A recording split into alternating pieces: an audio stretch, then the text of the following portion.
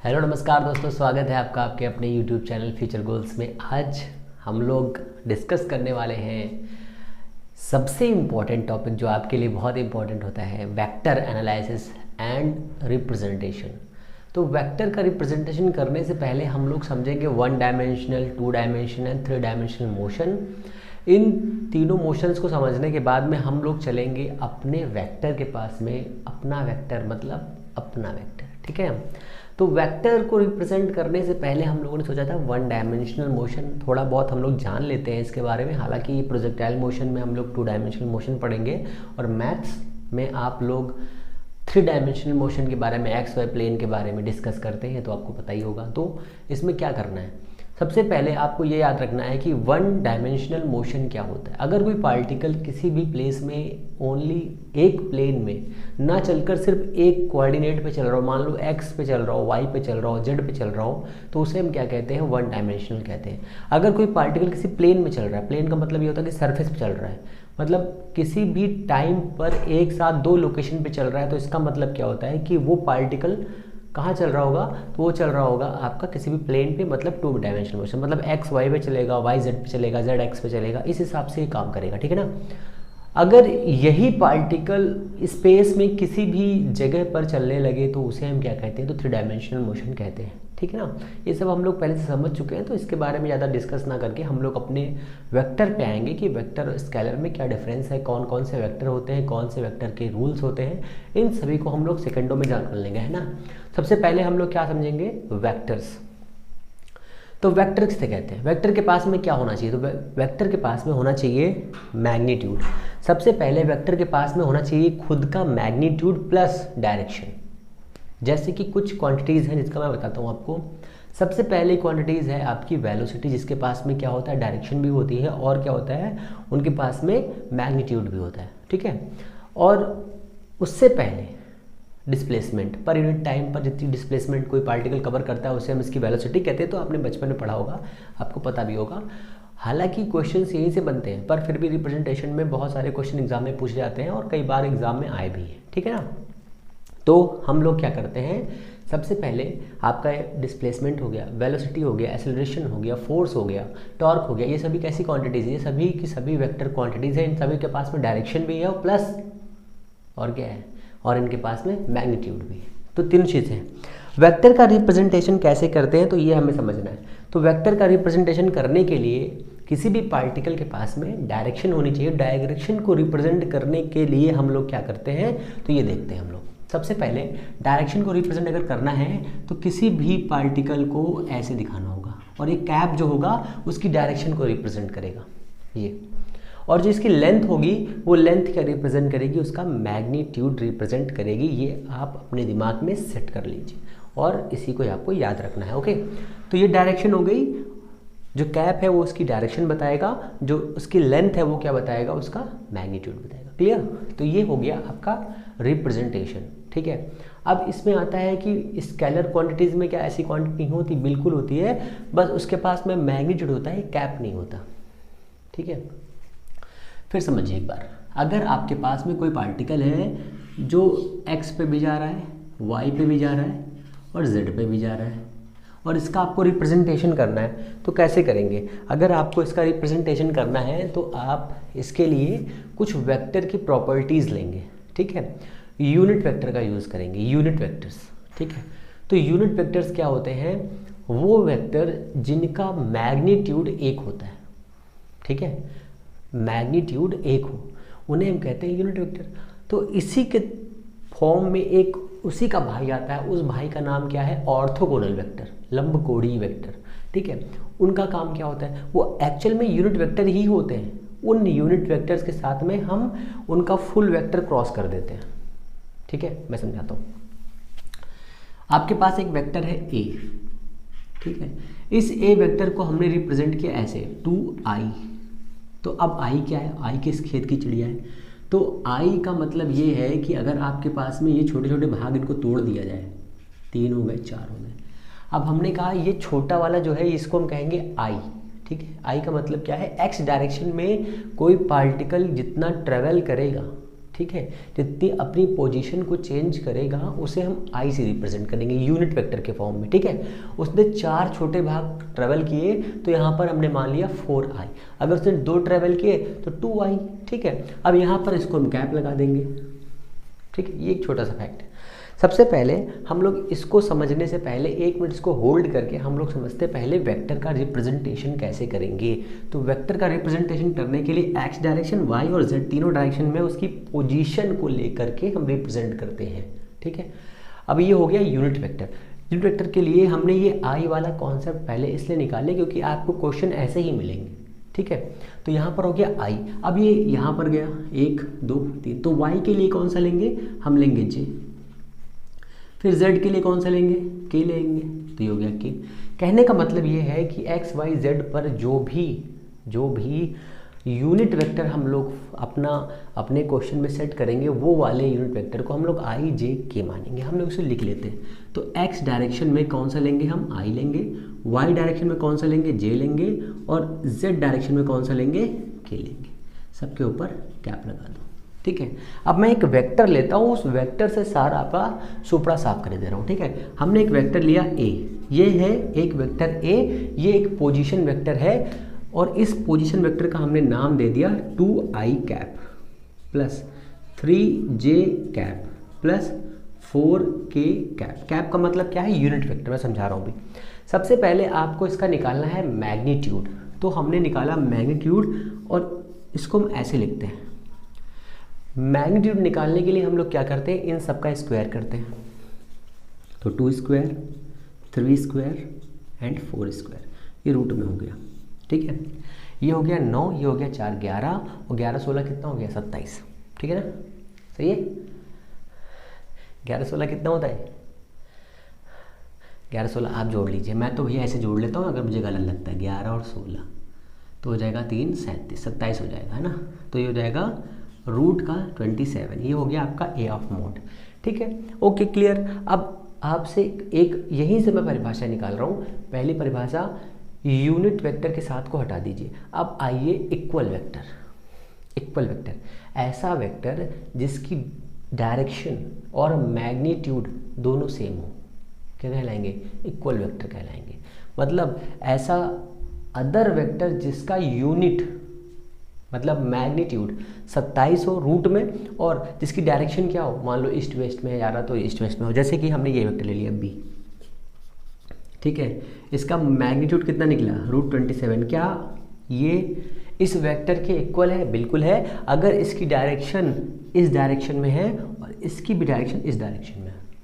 अब एग्जाम में तो ऐसा दिएगा नहीं कि भैया इस डायरेक्शन में है तो क्या होगा, तो उसके लिए आपको दिया होगा, यहाँ पे दिया होगा ईस्ट में है, यहाँ पर भी दिया होगा ईस्ट में। क्लियर इतना। अब ये हो गया आपका यूनिट वेक्टर। ऐसे वेक्टर, ठीक है, जिनका मैग्नीट्यूड और डायरेक्शन सेम हो, ठीक है, उन्हें क्या कहेंगे, इक्वल वेक्टर। अब इसी के फॉर्म में आ जाओ लाइक वेक्टर्स। लाइक वेक्टर क्या होंगे, जरूरी नहीं है कि उनका मैग्नीट्यूड इक्वल हो बट उनकी डायरेक्शन सेम होगी, उन वेक्टर्स को क्या कहेंगे, लाइक वेक्टर्स। अब इसी के फॉर्म में आ जाओ अनलाइक वेक्टर्स, ठीक है, जिनका कुछ भी सेम ना हो उन्हें कहेंगे। अब एक और इसी के फॉर्म में आ जाता है, दूसरा क्या हो जाएगा, अनइक्वल वेक्टर्स। अनइक्वल वेक्टर्स क्या होंगे, जिनका मैग्नीट्यूड भी चेंज हो, डायरेक्शन भी चेंज हो, दोनों को क्या कहेंगे हम, समझ गए होंगे, वेरी गुड, ठीक है। ये इतना हो गया। अब इसमें आता है एक आपका, अब आ जाइए इसमें यूनिट वेक्टर। तो यूनिट वेक्टर क्या होता है, तो यूनिट वेक्टर, अब सबसे इंपॉर्टेंट चीज पे आता है लोग, तो हो गया यूनिट वेक्टर। यूनिट वेक्टर, ठीक है। तो यूनिट वेक्टर क्या होता है, जैसा कि इसका नाम है यूनिट, यूनिट का मतलब क्या होता है, एक, ठीक है। ऐसा कोई भी वेक्टर जिसका मैग्नीट्यूड 1 हो, तो क्या ऐसा कोई वेक्टर पॉसिबल है जिसका मैग्नीट्यूड 1 हो सकता है, बिल्कुल हो सकता है मेरे भाई। कैसे हो सकता है, तो मान लीजिए ये एक वेक्टर है, इसका मैग्नीट्यूड है 5, हमने इसके 5 भाग कर दिए, ठीक है, 1 2 3 4 5, जितने भाग हो गए 1 2 3 4 5 हो गए। तो ये वाला जो छोटा वेक्टर है, ये छोटा वेक्टर क्या रिप्रेजेंट करेगा, यूनिट वेक्टर रिप्रेजेंट करेगा। सिंपल सी बात है, अगर हमने इस छोटे वाले को लिख दिया ए कैप और बड़े वाले को लिख दिया ए, ठीक है, तो हम इसका रिप्रेजेंटेशन कैसे करें? अगर 5 भाग हैं तो 5 भाग हैं किसके? छोटे वाले वेक्टर के। तो कितना बना रहा है ये? टोटल बना रहा है ना, 1 भाग, 2 भाग, 3, 4, 5, 6 भाग है, सॉरी 6 लिखिए यहाँ पे, तो ये हो गया 6। अगर 6 टोटल पार्ट हैं, इन 6 टोटल पार्ट्स को अगर हम इस ए से क्रॉस कर देंगे तो ये हमें मिल जाता है बहुत ही सिंपल तरीके से। अगर हम कहें कि भैया हमको ये बता दीजिए ये 6 है क्या? ये 6 आपका है मैग्नीट्यूड, ठीक है। अगर 6 आपका मैग्नीट्यूड है तो हम इसको रिप्रेजेंट कैसे करेंगे? तो ये लिखेगा ए मैग्नीट्यूड, क्लियर इतना? किसका है? इसका। मल्टीप्लाई यूनिट वेक्टर ये हो गया और फुल वेक्टर ये हो गया। बताइए अब यूनिट वेक्टर के लिए आपको बनाना है तो ये हो गया ये, क्लियर इतना? अगर हम कहें कि हमें इस वाले फॉर्म में भैया ला के दे दो, ठीक है, इस वाले फॉर्म में ला करके आप हमको ये बता दो कैसे निकलेगा, तो बहुत ही सिंपल है। हम लिखेंगे A unit vector is equal to, ये पूरा का पूरा छाप देंगे 2i + j + k, रूट में जाएगा 27। ये हो गया आपका इस वेक्टर का रिप्रेजेंटेशन, क्लियर इतना? अभी हम लोग एडिशन पे भी आएंगे। ये एक बेसिक जानकारी है जो आपके लिए इंपॉर्टेंट है, कई बार यहाँ से क्वेश्चन बन जाते हैं। ये आपका यूनिट वेक्टर का क्वेश्चन हो गया, मेरे हिसाब से इतना क्लियर। अब यूनिट पढ़ लिया है तो हम लोग पढ़ लेते हैं आपका नल वेक्टर। टोटी वाला वेक्टर मत समझ लेना, नल वेक्टर, नल वेक्टर। अभी हम लोग पढ़ेंगे एक्सियल वेक्टर, पोलर वेक्टर, ठीक है। नल वेक्टर क्या होता है? ऐसा वेक्टर जिसकी डायरेक्शन होती है पर उसका मैग्नीट्यूड नहीं होता, ज़ीरो होता है, मतलब इसे हम नल की जगह पर ज़ीरो वेक्टर भी कहते हैं। बहुत ही मोस्ट इंपॉर्टेंट है, यहाँ से क्वेश्चन बनता है ज़ीरो वेक्टर, ज़ीरो वेक्टर। तो ज़ीरो वेक्टर क्या होता है? शून्य वेक्टर। तो ऐसे वेक्टर जिनके पास में डायरेक्शन होती है बट उनका मैग्नीट्यूड ज़ीरो होता है। क्या ऐसा पॉसिबल है मास्टर साहब? बिल्कुल पॉसिबल है। कैसे पॉसिबल है ये समझिएगा, ठीक है। मैं यहाँ बताता हूँ, यहाँ पे थोड़ी सी प्लेस है, मैं रेड से लिखता हूँ। ये एक आपके पास वेक्टर है भैया, ठीक है। हमने मान लिया इस वेक्टर का नाम है ए वेक्टर, जो ऊपर दिया हुआ है, ओके। इस ए वेक्टर का मैग्नीट्यूड है 1, समझते रहिए बात को, 1 है। तो इसका आधा भाग कितना होगा? 0.5, वेरी ओके। हमने कहा इसका 10वां भाग बताइए कितना होगा, तो बोला ओह तो बहुत ही सिंपल है 0.1। हमने कहा भैया बताइए इसका 100वां भाग कितना होगा, तो आपने कहा वेरी सिंपल 0.01, ठीक है। मैंने कहा 1000वां बताइए, तो आप कहेंगे 0.001, है ना, कहते जाएंगे ना। क्या कर रहे हैं हम? उस दूरी को कई भागों में डिवाइड कर दे रहे हैं। क्या ये जो वेक्टर था इसके पास डायरेक्शन थी ना? बिल्कुल थी, डायरेक्शन है इसके पास इधर की तरफ, है ना। तो जब हमने इसका 100वां भाग निकाला तो 100वां भाग इतना था, 1000वां भाग इससे भी कम था। एक टाइम पर इसका ऐसा भाग आएगा जब इसका मान इतना आ जाएगा, ये इस टाइम पर क्या ये वेक्टर नहीं है? बिल्कुल है।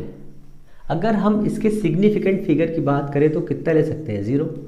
अगर हम सिग्निफिकेंट फिगर की बात करेंगे तो 0 आया ना। ये जो 0 आ रहा है, इस 0 को ही हम लोग कहते हैं नल वेक्टर। क्या इसका मैग्नीट्यूड 0 है कि नहीं है? बिल्कुल है सर। और अगर इसका मैग्नीट्यूड 0 है तो ये कैसा कहलाएगा? नल वेक्टर कहलाएगा मेरी जान, ठीक है ना, क्लियर इतना? तो नल वेक्टर में 2 चीज़ें आपको याद रखनी है। नल वेक्टर के पास में क्या होता है? डायरेक्शन होती है।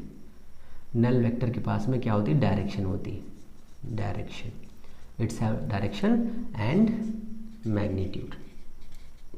कितना मैग्नीट्यूड लेते हैं? 0, ठीक है। ये क्लियर हो गया ना इतना? अच्छा, इतना क्लियर हो गया ना। अब इसी के साथ में आ जाइए, इक्वल अनइक्वल तो आपने पढ़ लिया। अब आ जाइए ऑर्थोगोनल वेक्टर्स, ठीक है ना। ऑर्थोगोनल वेक्टर्स, ऑर्थोगोनल्स, ऑर्थोगोनल्स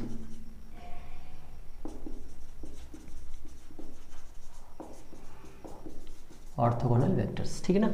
ऑर्थोगोनल वेक्टर्स किसे कहते हैं? ठीक है, इन इंग्लिश, हिंदी में कहते हैं लंबकोणीय, ठीक है, ऑर्थोगोनल।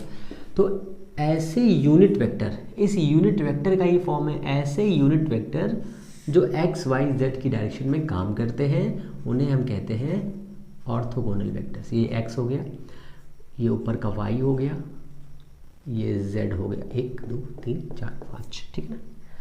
तो ये हो गया आपका ऑर्थोगोनल वेक्टर, आई जे के कहते हैं। ये आपसे एग्जाम में पूछ सकते हैं ऑर्थोगोनल वेक्टर्स कौन से होते हैं, आई जे के, ठीक है ना। ऑर्थोगोनल वेक्टर्स आई जे के होते हैं, आपको ये याद रखना है, ओके। अब इसी के बाद में आपका एक बचता है पोलर वेक्टर्स। आधे वेक्टर्स तो आपको ऐसे समझ में आ जाएंगे, पोलर वेक्टर। तो पोलर वेक्टर में क्या है, किसी भी ऑब्जेक्ट को चलाने के लिए या मूव करने के लिए हम किसी भी ऑब्जेक्ट के पोल पर उसका प्रहार करते हैं। प्रहार समझते हो ना, मतलब उस पर हिट करते हैं। फॉर एग्जाम्पल आपके पास में बहुत ही फेमस एग्जाम्पल है, आपके पास में पेन है, पेन, ये पेन है ना। क्या इस पेन को आप ऐसे चला सकते हैं? नहीं ना। क्या ऐसे चला सकते हैं? नहीं ना। कैसे चला सकते हैं? तो इसको आप एक स्पेसिफिक पॉइंट के थ्रू ही चला सकते हैं। अगर आप किसी भी पार्टिकल को उसके स्पेसिफिक पॉइंट के थ्रू ही वर्क करा के उसका काम ले सकते हैं तो उसे हम कहते हैं उसके पोल को एक्टिव करना, ठीक है।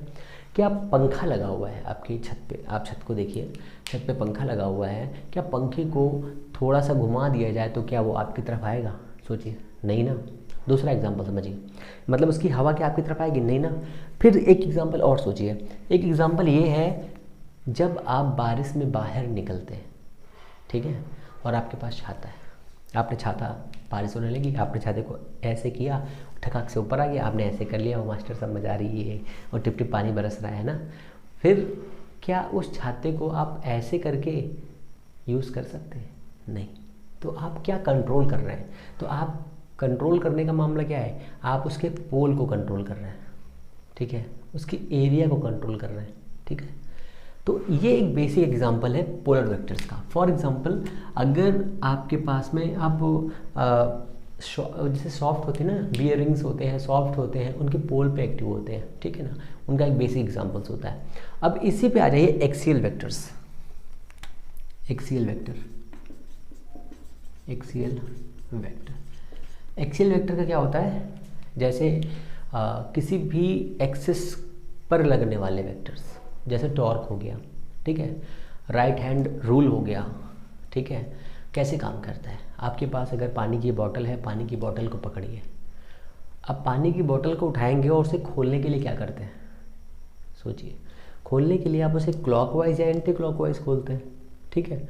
जब आप उसकी एक्सिस के थ्रू फोर्स लगाएंगे तब जो वेक्टर्स क्रिएट होंगे उन वेक्टर्स को हम कहते हैं एक्सियल वेक्टर्स।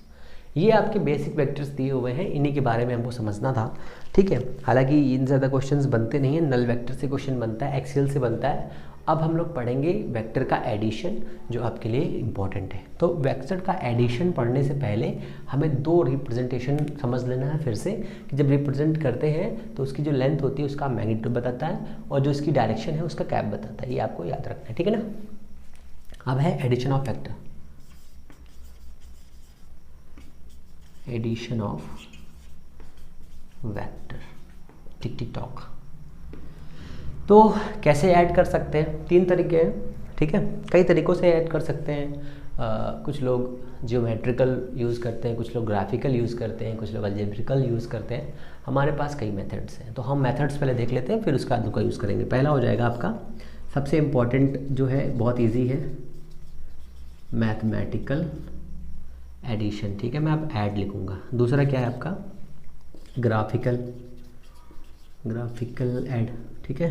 तीसरा क्या है, इसी मैथमेटिकल को रिप्रेजेंट करने के लिए हम लोग ये कह सकते हैं कि इसी में पैरेललोग्राम आ जाता है, ट्राइंगल मेथड आ जाता है, ठीक है, ये आ जाता है, ट्राइंगल भी आ जाता है, ग्राफिकल में भी ट्राइंगल का रूल आ जाता है, ऐसे भी यूज कर सकते हो। और यूनिट थ्योरम एक होता है, यूनिट थ्योरम से आप यूज़ कर सकते हो, है ना। और इस ग्राफिकल थ्योरम में दो पार्ट होते हैं, एक होता है टेल थ्योरम, ठीक है, टेल पूछ, और एक होता है टेल हेड थ्योरम, हेड या टेल थ्योरम, ठीक है। इन सभी के बारे में हम लोग डिस्कस करेंगे प्यार नाल, जिससे आपको समझ में आए, ठीक है ना। पहले मैं इसको साफ कर देता हूँ, फिर हम लोग आगे चलते हैं, ठीक है ना। तो इसमें आपको इतना मेरे हिसाब समझ में आ गया होगा। कुछ सारे के सारे मेथड धीरे धीरे हम लोग पढ़ेंगे करके, बिल्कुल बिंदास तरीके से, बिना टेंशन लिए, चिल होते हुए, और फटाफट जिससे सब के सब हमें क्लियर हो जाए।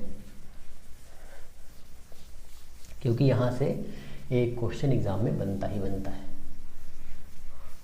ज़्यादा टफ टॉपिक तो नहीं मेरे हिसाब से, है तो हलवा ही, क्योंकि हलवा पूरी तो आप खाते ही रहते हैं, बचपन में ही खाते होंगे, कई बार खाया होगा भी हलवा एंड पूरी, है ना। कितने लोगों ने हलवा पूरी खाया बताओ? हलवा एंड पूरी। तो इसमें जो सबसे इम्पॉर्टेंट मेथड है जिससे क्वेश्चन कई बार आए हैं वेक्टर के, मैथ्स में भी, ये मैथमेटिकल फार्मूला में जो होता नहीं है r² = p² q² + 2pq cos theta वाला, उसी का इस्तेमाल ज़्यादा किया जाता है ना। तो हालांकि हम लोग उसका और सबका इस्तेमाल करेंगे 1 बाय 1 करके, कुछ भी छोड़ेंगे नहीं, सब कुछ ख़त्म कर देंगे ढिचक्याव करके, है ना। सब जो है सब ख़त्म कर देंगे, ओके, सब कुछ ख़त्म करना है। तो ये आपका हो गया बोल्ड क्लियर, ठीक है ना। अब हम लोग चलते हैं आगे। अब हम लोग पढ़ेंगे आपका एडिशनल थ्योरम, ठीक है। सबसे पहले पढ़ेंगे हम लोग ग्राफिकल मेथड, सबसे आखिरी में पढ़ेंगे हम लोग मैथमेटिकल फार्मूला, ठीक है। सबसे पहले बहुत सिंपल तरीका सिखाता हूँ। जैसे मान लीजिए आपके पास में आपको ग्राफिकल मेथड का यूज़ करना है, तो उसमें 2 मेथड है, एक है टेल टेल मेथड, एक है हेड टेल मेथड, ठीक है ना। पहले मैं बताता हूँ tail tail method. Tail method में क्या होता है, 2 वेक्टर होंगे, एक वेक्टर ये होगा, इसका नाम रख दिया हमने ए, ठीक है, ए।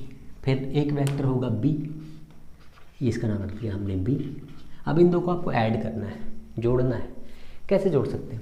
सोचिए इसकी लेंथ इतनी है, इसकी लेंथ इतनी है। मान लीजिए हमने आपको समझाने के लिए बताया इसका मैग्नीट्यूड है 5, इसका है 3, ठीक है। अब आप इसको जोड़ना चाहते हैं, तो जोड़ने के लिए क्या कर सकते हैं इसमें आपको ये करना पड़ेगा, हमने मेथड कौन सा लिया है, हमने मेथड लिया है tail tail method, tail tail method ये हो गया, ठीक है।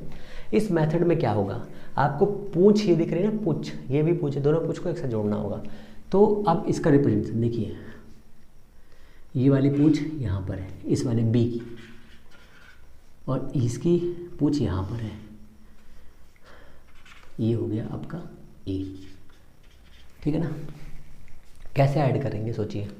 अब ऐड करना है, ऐड करने का मतलब क्या है, अगर हम इस वाले को यहाँ मानेंगे तो ये हेड टेल हो जाएगा, तो हम क्या करते हैं, इस पर एक ऐसे एक वो डाल देते हैं, हाइपोटेनस बना देते हैं, ठीक है, या रिजल्टेंट कह सकते हैं इसका आर।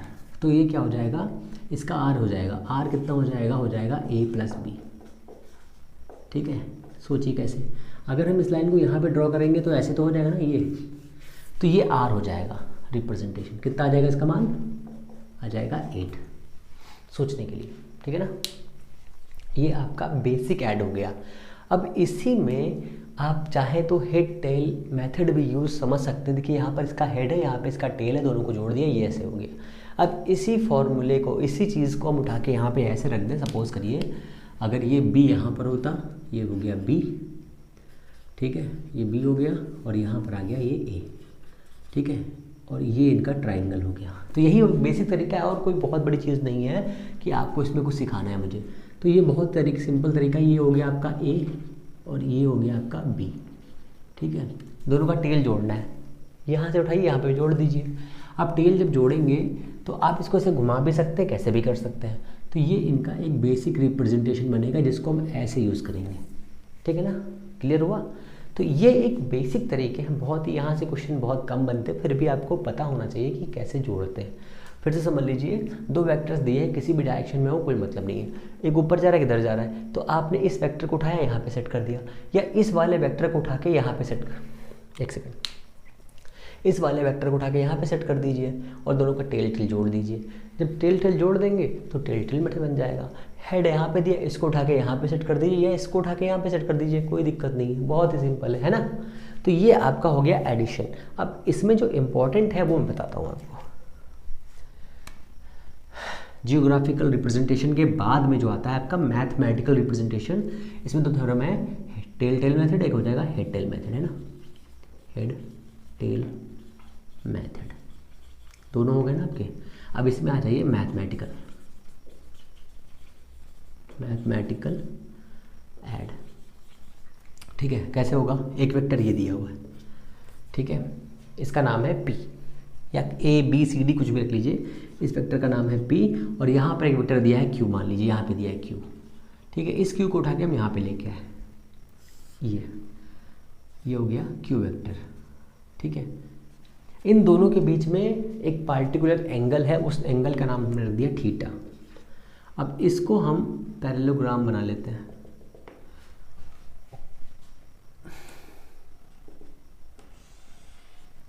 क्या ये Q वेक्टर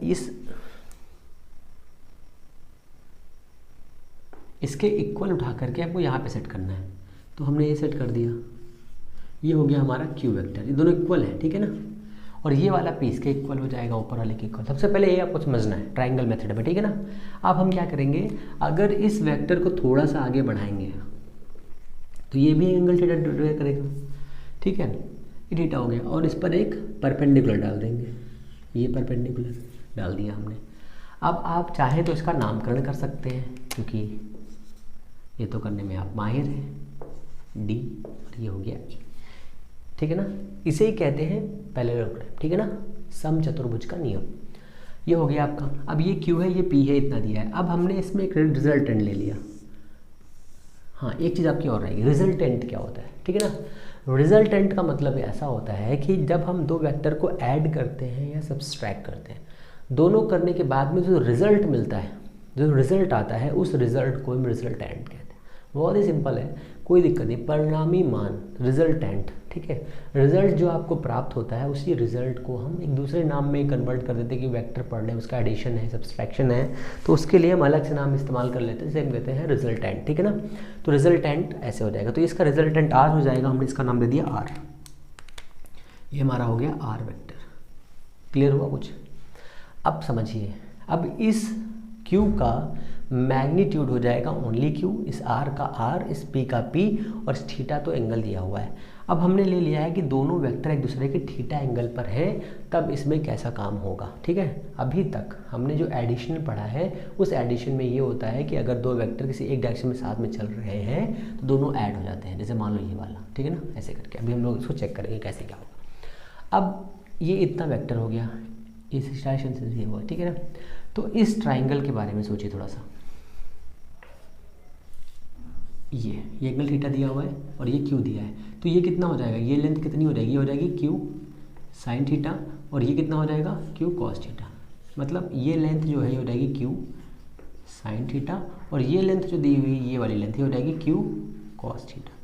यहाँ पे थोड़ा सा गणित आपको यूज़ करनी है, मैथ यूज़ करनी है, ठीक है ना। थोड़ा सा मैं ब्लू ले लेता हूँ जिससे आपको कन्फ्यूजन ना हो। तो यहाँ पे आ जाइए, इस ट्राइंगल में ADCA, इन ट्राइंगल ADCA,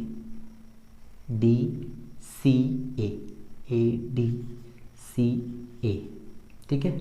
इस ट्राइंगल में हम लगाएंगे अपना पाइथागोरस, ठीक है ना।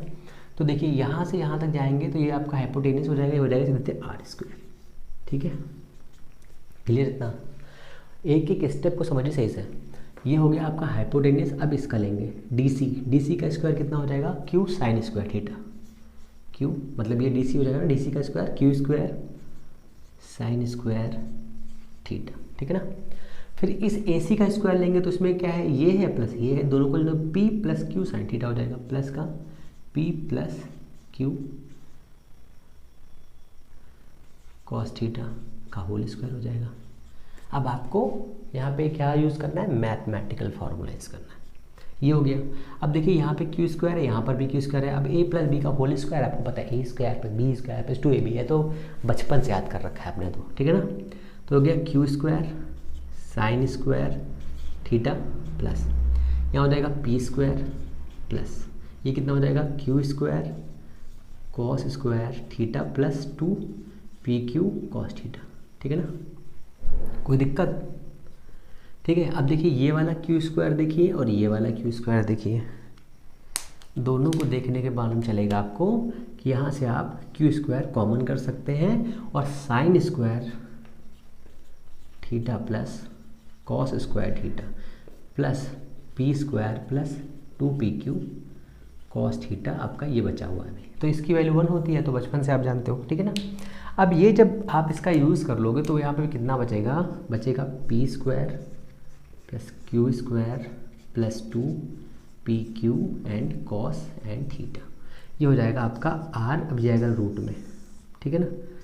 ये जो आपका फॉर्मूला आया है, ये फॉर्मूला आपका हो गया बेसिक फॉर्मूला।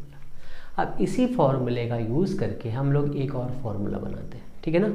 अब यहाँ पर आएगा रिजल्टेंट मैक्सिमम कितना होगा, रिजल्टेंट मिनिमम कितना होगा, और उस आंसर को हम अपने ऊपर वाले रिजल्ट पर मैच कराएंगे। अगर वो मैच करेगा तो ठीक है, नहीं कर रहा तो फिर दोबारा करेंगे, है ना। सबसे पहले आर मैक्सिमम कितना होगा, आप सब सोचिए। अब आप सोचिए रिजल्टेंट यहाँ पर मैक्सिमम आ तो गया, हमने कहा कि सर ये 8 आ रहा है, ओके 8 आ रहा है। कैसे आया, जब ये दोनों वेक्टर की डायरेक्शन एक होगी, ठीक है। मान लीजिए आपसे कहा गया कि ये एक वेक्टर है जिसका मैग्नीट्यूड है 3, दूसरा वेक्टर है ये है 2। अब आपने कहा कि ये वेक्टर कितना हो जाएगा, मतलब दोनों का सम रिजल्टेंट करेंगे तो कितना हो जाएगा, तो आप कहेंगे 5। कैसे निकाला, ऐड करके निकाला। दोनों की डायरेक्शन कितनी है, सेम। अब सपोज करिए एक पार्टिकल है, उस पर आप 2 न्यूटन का फोर्स लगाएं इधर की तरफ, और 2 और लगा दें, कितना हो जाएगा 4। कैसे निकाला, ऐड करके। जब ऐड करके निकालेंगे तो यहाँ पर क्या हो रहा है, दोनों की सेम डायरेक्शन है। अगर दोनों की सेम डायरेक्शन आ रही है तब क्या हो रहा है सॉरी, तो थीटा की वैल्यू कितनी हो जाएगी, मीन्स क्या है इसका, अगर P इधर जा रहा है और Q भी इधर जा रहा है, ठीक है, दोनों के बीच का एंगल कितना है, थीटा कितना है 0 डिग्री। अगर हम यहाँ पर थीटा 0 रखते हैं तो कितना आना चाहिए, दोनों का सम हो रहा था ना, सब अपने दिमाग में से सेट करिए।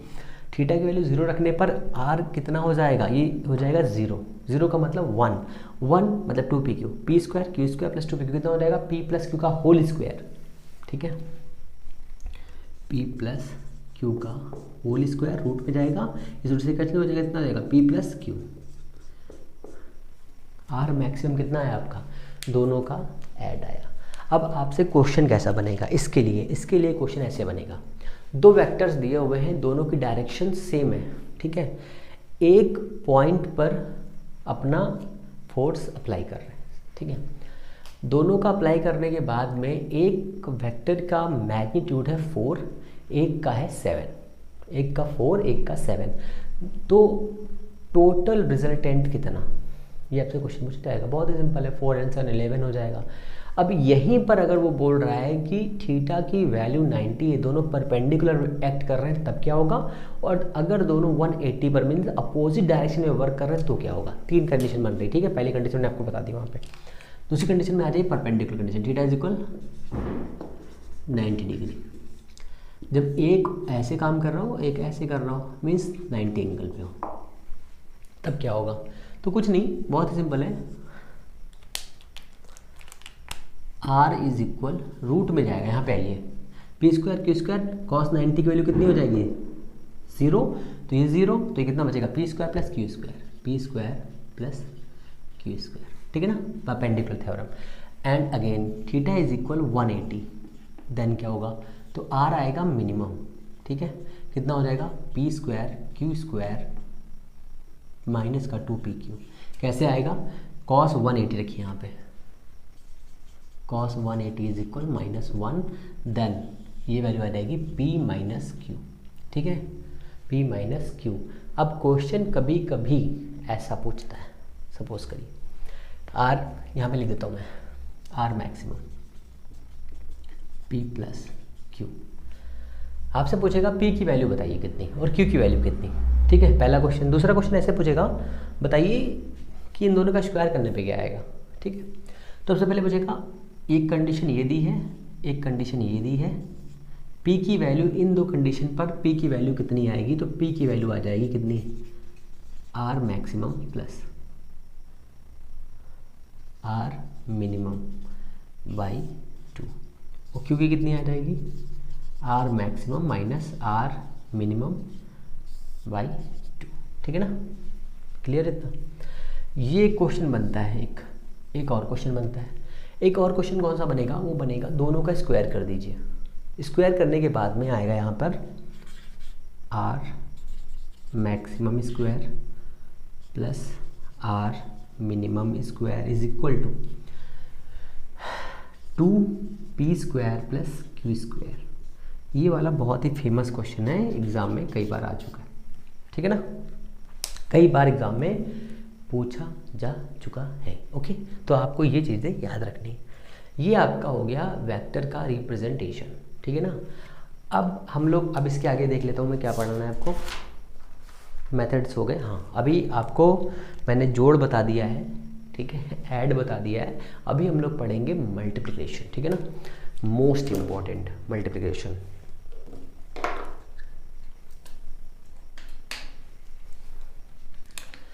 ये भी वर्क नहीं कर रहा, सब चीज़ें ऐसे ही चलती हैं, ठीक है ना। अब हम लोग इसको करते हैं साफ।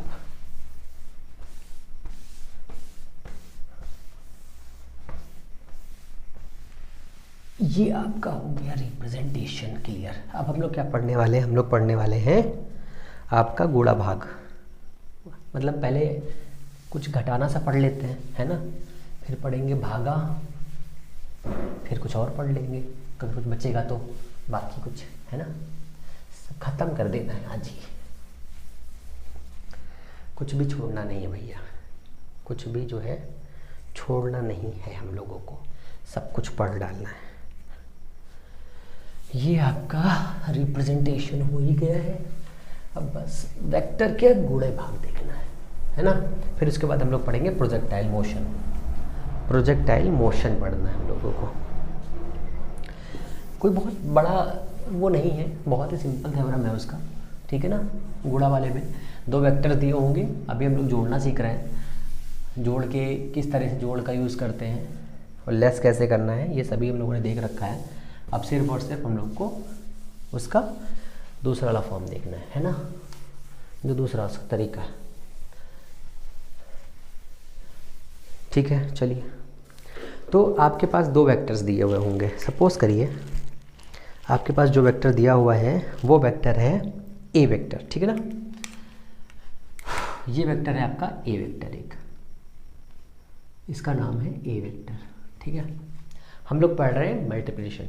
दो टाइप के मल्टीपल होते हैं आपके, एक डॉट होता है और एक होता है क्रॉस प्रोडक्ट, ठीक है। प्रोडक्ट होता है वेक्टर्स का, जो गुणा होता है, मल्टीप्लिकेशन होता है, वो दो टाइप का होता है, एक होता है क्रॉस, एक होता है डॉट प्रोडक्ट, ठीक है ना। ये एक वेक्टर हो गया और ये एक दूसरा वेक्टर हो गया, इसका हमने बी दे दिया, ठीक है ना। अब इसको पढ़ने से पहले थोड़ा सा हमें और पढ़ना पड़ेगा। वो क्या पढ़ना पड़ेगा आपको, इसका कंपाउंड निकालना आना चाहिए। कंपाउंड बताना मीन्स इसको तोड़ना आना चाहिए, कंपोजिट निकालना आना चाहिए, ठीक है ना। तो वो क्या होता है, जैसे एक वेक्टर ये दिया हुआ है, ठीक है, इसका हमने नाम रख दिया ए, और ये एक किसी प्लेन पर है, तो इस वेक्टर के दो भाग हो जाएंगे। जैसे एक हो जाएगा आपका ए कॉस थीटा और एक ऊपर जाएगा, इसका हो जाएगा ए साइन थीटा, ठीक है। इसी को फिर समझिए, यहाँ पर दो वेक्टर दिए हुए हैं, एक है ये, इसका नाम रखा हमने ए एक्स, तो इधर हो जाएगा ए एक्स कॉस थीटा, ऊपर हो जाएगा ए एक्स साइन थीटा, ठीक है ना। या इसको हम ए वाई भी कह सकते हैं, एक्स डायरेक्शन में ए कॉस थीटा ए एक्स हो जाएगा, ठीक है, ए साइन थीटा वाई पे हो जाएगा। कुछ नहीं, बहुत ही सिंपल है, कुछ नहीं, इसमें कुछ नहीं करना है, ठीक है ना, इसमें कुछ नहीं करना है आपको।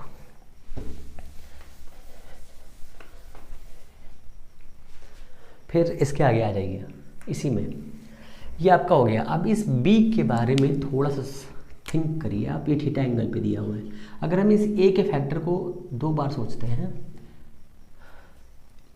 छोटा कर लो इसको, चुन्नू सा कर लो इसको। अब ये हमारा है ए वेक्टर।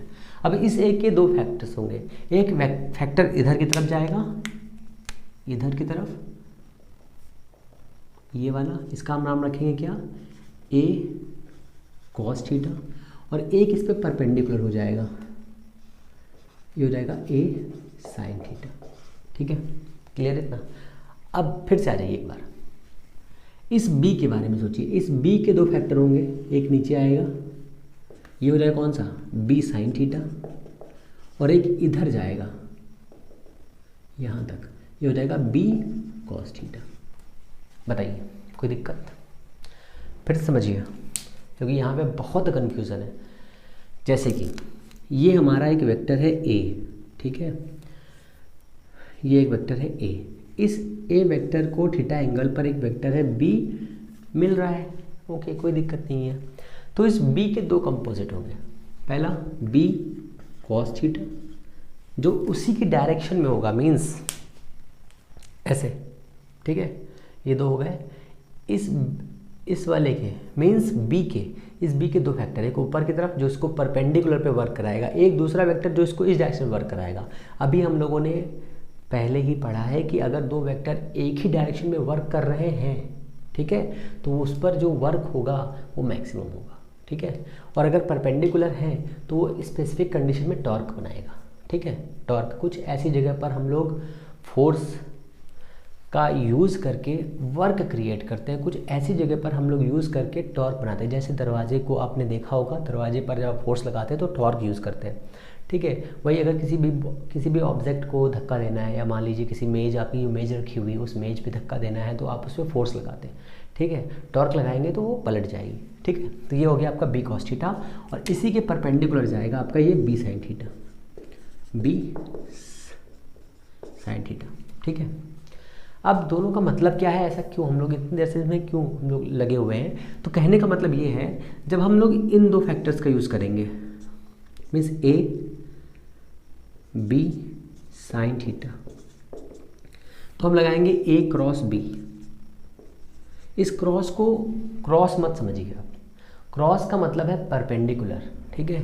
इस क्रॉस का मतलब ये है कि एक वेक्टर यहाँ पर है, एक वेक्टर यहाँ पर है, और इसकी डायरेक्शन कहीं तीसरी डायरेक्शन में है। मीन्स अगर ए एक्स है और बी वाई है, तो ये जो हमें ये मिल रहा है ना, रिजल्ट जो मिल रहा है, ये हमारा क्या है, ये हमारा सी है, हमें जेड है, ये हम इसको ऐसे कह सकते हैं। तो ये हमारा हो गया क्रॉस प्रोडक्ट, इसे हम कहते हैं क्रॉस प्रोडक्ट, पर एक्चुअल में ये क्या है, परपेंडिकुलर मल्टीप्लिकेशन, ठीक है ना।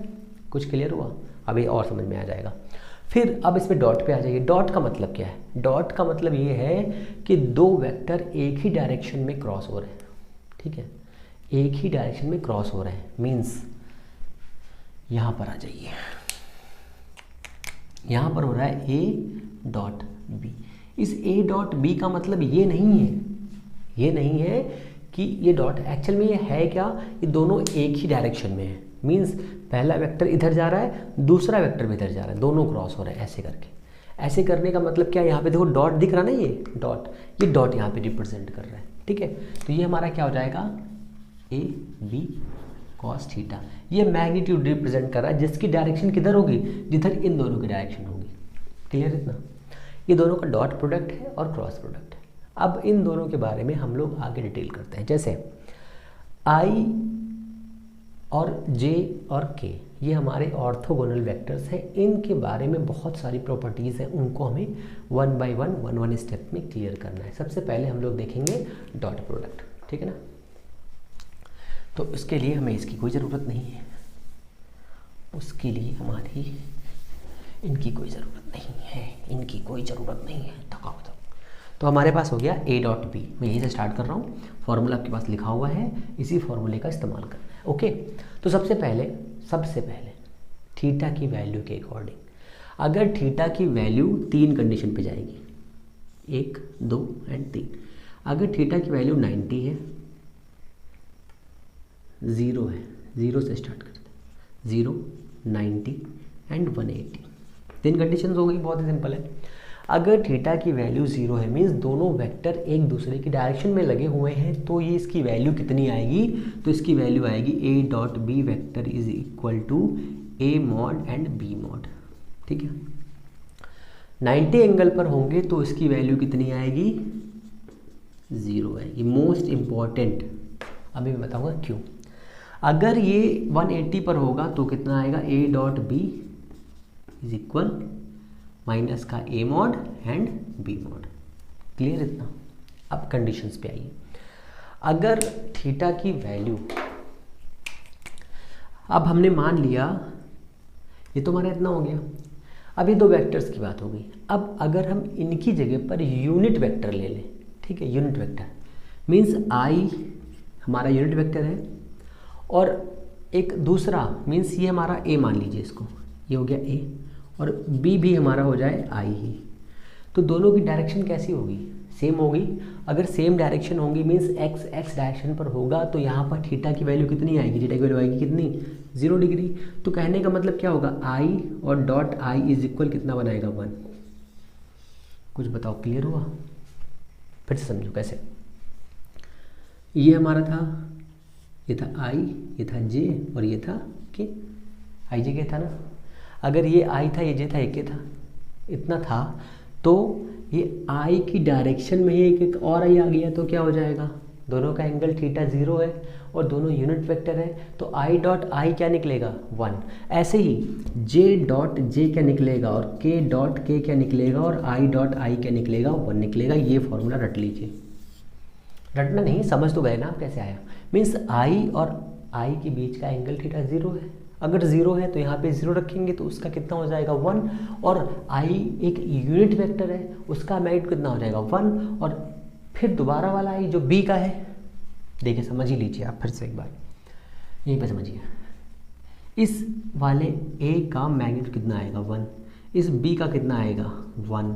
अब इन दोनों को उठा के फॉर्मूले में सेट कर दीजिए, कितना आएगा, 1। बहुत ही सिंपल है। अब फिर से आ जाइए एक बार, फिर से कहाँ पे आएंगे, तो फिर से आएंगे यहाँ पे। अब ये कैसा हो जाएगा, अगर ए हमारा वेक्टर कैसा है, आई है, और बी हमारा वेक्टर कैसा है, जे है, तो कितना आएगा, तो हमारे पास ए मॉड कितना आएगा, 1, बी मॉड कितना आएगा, 1। अब फॉर्मूला अप्लाई कर दीजिए, इसका मान कितना है, आई डॉट जे कितना है, 1 थीटा कितना, 90। कैसे, ऐसे आई और ये हो गया जे, एंगल कितना, 90 रखेंगे तो कहते हैं 0 का मतलब 0 मतलब 0। क्लियर? मजाक हो गया है ना। तो ये हो गया I dot J is equal J dot K is equal K dot I is equal to 0। मतलब अपोजिट ऑर्थोगोनल वेक्टर्स जब आपस में डॉट जाएंगे तो उनकी वैल्यू को 0 कर देंगे। क्यों कर देंगे? क्योंकि वो एक दूसरे के परपेंडिकुलर होते हैं। आपको ये बात याद रखनी है किसी भी कीमत पर, ठीक है ना।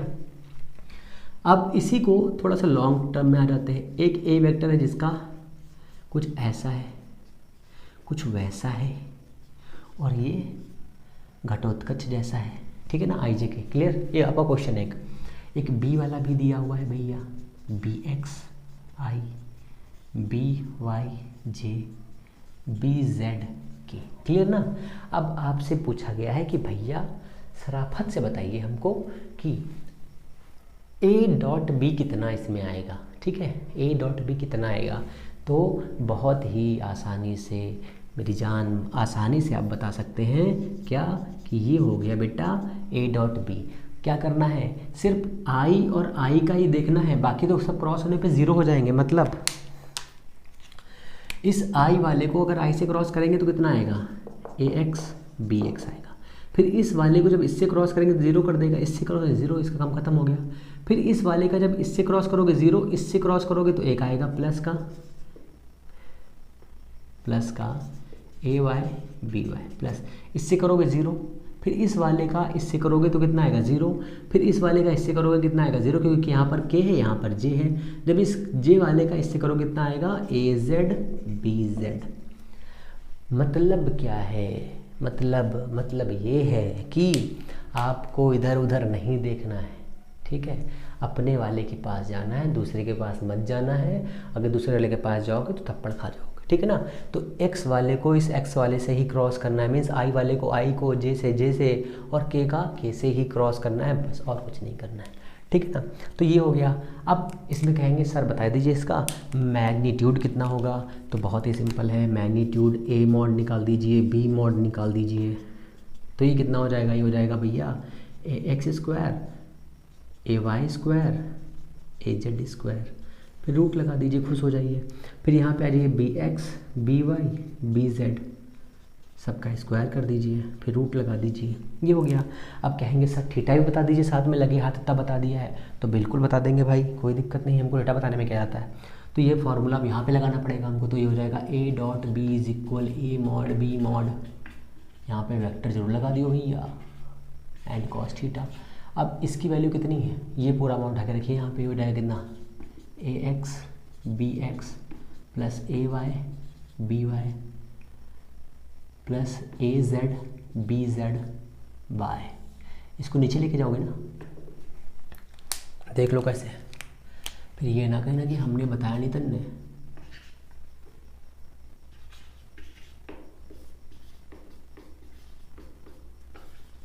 कॉस थीटा, ठीक है ना, सही से समझ लो, सही से। ए जेड स्क्वायर रूट में जाएगा और फिर रूट में आएगा यहाँ पे B X B Y plus B Z का स्क्वायर, ये हो जाएगा कॉस थीटा। कभी कभी थीटा जब यहाँ कॉस इन्वर्स कर देगा, तो ये हो गया आपका डॉट प्रोडक्ट, ठीक है ना, ठीक है। अब इसके आगे चलिए क्रॉस प्रोडक्ट पे आ जाइए। अब इसे आप कहते क्या हैं, लिख लो भैया, नहीं तो भूल जाओगे। डॉट प्रोडक्ट, डॉट प्रोडक्ट, अब तो नहीं भूलोगे ना, ये हो गया मेरी जान डॉट प्रोडक्ट, है ना। अब आ जाइए क्रॉस प्रोडक्ट पे, क्रॉस प्रोडक्ट। तो क्रॉस प्रोडक्ट में क्या होगा, अभी मैंने बताया कि दोनों परपेंडिकुलर होते हैं। मीन्स अगर ये कोई वेक्टर ए है और ये एक वेक्टर दिया है बी, तो इस पर ही लगेगा परपेंडिकुलर, ठीक है ना। तो इसकी वजह से क्या बनेगा formula, A cross B is equal to, एक वैल्यू आएगी सी मान लीजिए उसको, उसकी वैल्यू की वैल्यू कितनी होगी, A cross B mod sine theta, ठीक है ना, क्लियर इतना। अब यहाँ से दो क्वेश्चन बनते हैं, ऑर्थोगोनल वेक्टर्स का यूज़ कैसे करेंगे, ठीक है। तो सेम टू सेम ऐसा ही है। देखिए अगर हम इसके बारे में सोचें तो आई और जे के बीच एंगल कितना है 90, तो 90 की वैल्यू यहाँ पर अगर रखेंगे तो कितना आएगा मैक्सिमम, मतलब क्या है, तो आई क्रॉस जे इज इक्वल क्या बनाएगा के, तो जे क्रॉस के क्या बनाएगा आई, के क्रॉस आई क्या बनाएगा जे। इसी का अपोजिट जे क्रॉस आई बनाएगा माइनस का के, और के क्रॉस जे बनाएगा माइनस का आई, और आई क्रॉस के बनाएगा माइनस का जे। कुछ समझो कि नहीं भैया, अगर ना ही समझे हो ना तो हम कुछ ना कर सकेला है, ठीक है। इसको साफ कर दो पहले, मैं थोड़ा सा फिर आगे बताता हूँ, थोड़ा सा ज़्यादा नहीं बताऊंगा, इसी के कुछ क्वेश्चंस बता दूंगा बस, उसको सही साफ करना है, ठीक है ना, इतना हो गया। अब ये समझ लीजिए कैसे हुआ ये। मैंने पहले बताया कि अगर कोई वेक्टर आई है उसको जे से क्रॉस करते हैं तो उसकी डायरेक्शन के आती, ये आई था ये जे था, दोनों के बीच एंगल 90 है और साइन 90 की वैल्यू कितनी होती है 1, इसलिए इसका मान क्या आ जाएगा इन दोनों क्रॉस करने पे जे। जैसे कि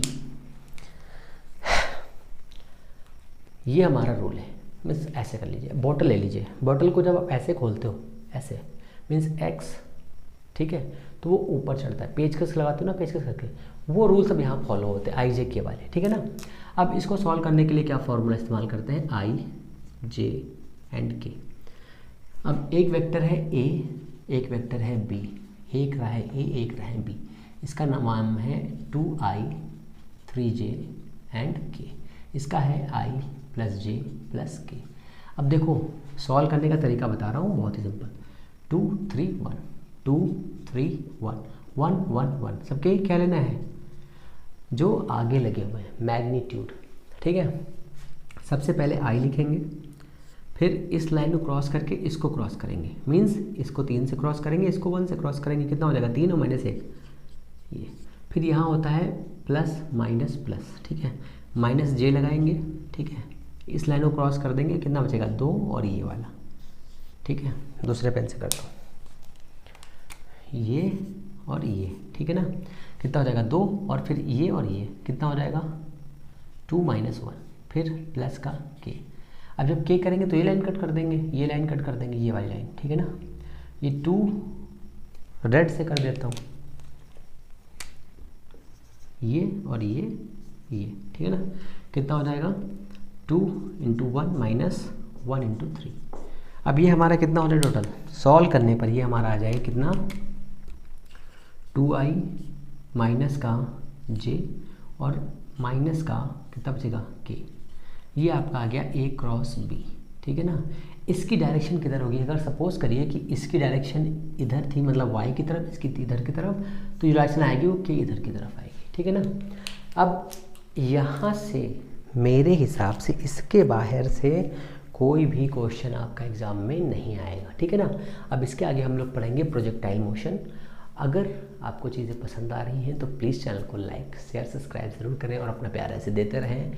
हम लोग मिलेंगे नेक्स्ट वीडियो में, तब तक के लिए नमस्कार, जय हिंद।